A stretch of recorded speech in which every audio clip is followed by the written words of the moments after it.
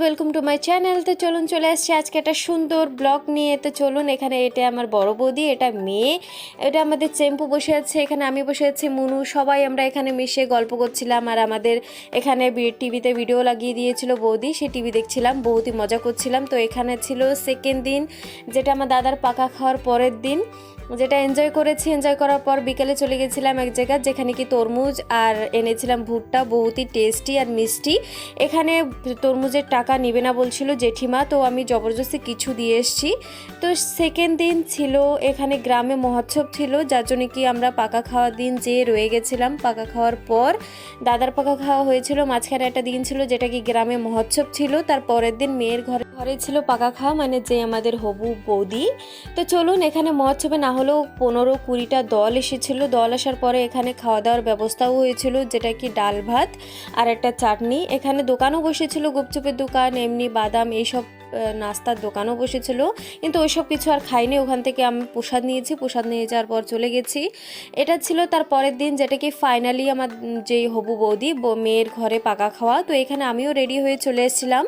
আর এটা যে উৎসব হয়েছিল, এটা নগর কীর্তন। নগর কীর্তনে যদি চান, যে যে চাবেন তার ঘরে যাবে, ঘরে যেয়ে এসে ডাঙ্কা পিটাবে, বহুতই এনজয় হয়, হোলি লাগানো হয়, বহুতই এনজয় হয়, বহুতই মজা হয়। কিন্তু এখানে দেখুন সবার ঘরে ঘরে নিয়ে এটা করেছে। তো এখানে আমি এটা এনেছিলাম বৌদির জন্য, সুন্দর একটা আন্টি, মুনু এটা দিয়ে আশীর্বাদ করবে, কারণ এখানে আমারও যাওয়ার কথা ছিল, কিন্তু কোনো মেয়ে যায়নি বলে আমি যাইনি। অবশ্যই আগে আগে আমি বলবো কেন যাইনি, বহুতই দুঃখ লেগেছিল।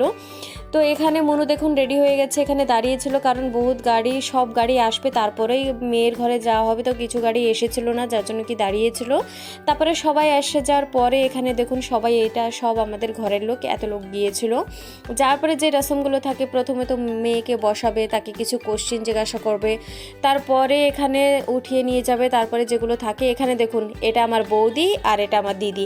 এদেরকে দেখে এত খারাপ লেগেছিল। প্রথমে তো সবাই বললো কোনো মেয়ে মানুষ যাচ্ছে না, তো যাওয়ার দরকার নেই। আমিও ভাবলাম ঠিক আছে, একা একা মেয়ে মানুষ কী করে যাই, তো তার জন্য আমি যাইনি। কিন্তু এদেরকে দেখে এত খারাপ লেগেছে, লাস্টে বলেছি এরা কি বেটা ছেলে, এরা গেছে, আমাদেরকে নিয়ে যাওনি।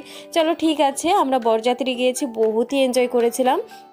তো এটা ফাইনালি যেটা ছিল মেয়েকে আশীর্বাদ করার সময়, এটা ছিল দাদা একটা মঙ্গলসূত্র দিয়ে আশীর্বাদ করেছে। তারপরে মনুও আশীর্বাদ করেছে, যে আংটিটা নিয়ে গেছিলো সেই আংটিটা দিয়ে আশীর্বাদ করেছে। তারপরে এখানে জেঠু এখানে আশীর্বাদ করছে। জেঠু এখানে শাড়ি আর একটা সোনা দিতে হয়, নাকেরটা নিয়ে গেছিলো, এখানে দিয়ে সবাই আশীর্বাদ করেছে গ্রামের। হ্যাঁ, অবশ্যই সব ফুটেজ তো নেওয়া সম্ভব হয় না, যেটুকু পেরেছি আপনাদের সাথে শেয়ার করেছি। এখানে যে ছিল বাকি যে ছিল সবাই আশীর্বাদ করেছে। তো আশীর্বাদ করার পর এখানে ছিল খাওয়ার সময়, খাওয়া দাওয়া করে এখানে খাওয়া দাওয়া হয়েছিল। খাওয়া দাওয়া করে যাওয়ার পরে চলে এসছে সবাই বাড়ি এসে যে পরে চলে আসবো, আমি আর মনু বাড়ি চলে আসবো। কিন্তু তার আগে বাবু ফোন করে বললো ওনার মেডিসিন সরে গেছে, যার জন্য কি মোবাইলে স্লিপ পাঠিয়ে দিয়েছিল, এখান থেকে নিয়ে আসলাম। তো এখানে আমি বলছিলাম যে স্লিপ পাঠিয়ে দিয়েছে, যদি না দিত তাহলে আমি বলতাম, কিন্তু দিয়ে দিয়েছিল। তো ওখান থেকে ফাইনালি দেখুন চলে আসছি বাড়ি। আর এ দেখুন আমাদের কিউটি পাই, সব কিছু আমাদের দেখে এত খুশি, আর আমাদের জামা প্যান্ট নিয়ে খেলছে। আজকের জন্য একটুকি ভালো লাগলে লাইক করে দেবেন, আগে আরও ভিডিও আসবে। Thank you so much.